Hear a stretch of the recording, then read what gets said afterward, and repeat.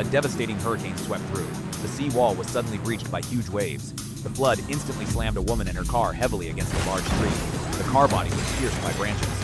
The woman was trapped in her seat, unable to move. In this critical moment, two residents happened to be passing by in a boat. One of the men immediately jumped into the water to attempt a rescue. Suddenly, a crimson bloom of blood erupted on the water's surface.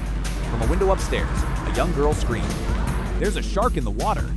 Before the man could even react, he was dragged down into the depths by the shark. Witnessing this horror, the girl grabbed a kitchen cleaver and, precariously balancing on floating wooden planks, struggled to reach the trapped woman.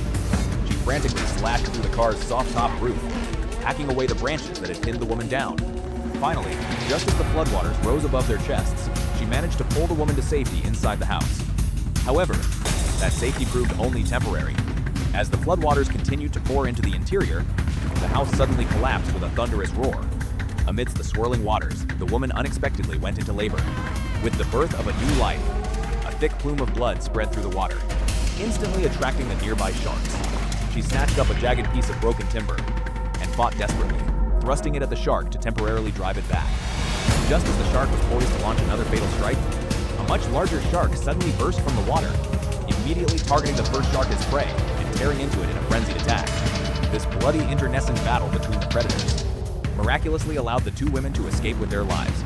This is the most satisfying way to punish human traffickers. In 30 seconds, 9 laser beams would slice straight down. To save his life, he had to confess every crime he had ever committed. His accomplice, paralyzed by sheer terror, couldn't utter a single word and was instantly killed by the lasers. Seeing this, the man panicked and immediately confessed everything. As a police officer, he had not only trafficked children, but also kidnapped innocent women and sold them into lawless territories he was utterly unfit to be considered human. As soon as he finished speaking, the lasers shut off instantly. The man breathed a sigh of relief, thinking he was about to be set free.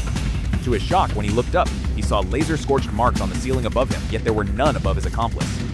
Just as the man stared in bewilderment, his accomplice, who had supposedly just died, suddenly stood up, leaving him dumbfounded with terror. At that moment, the accomplice flipped a switch on the device. It turned out the device he had been wearing was a fake. The whole charade was a ploy to force the man to confess his crimes.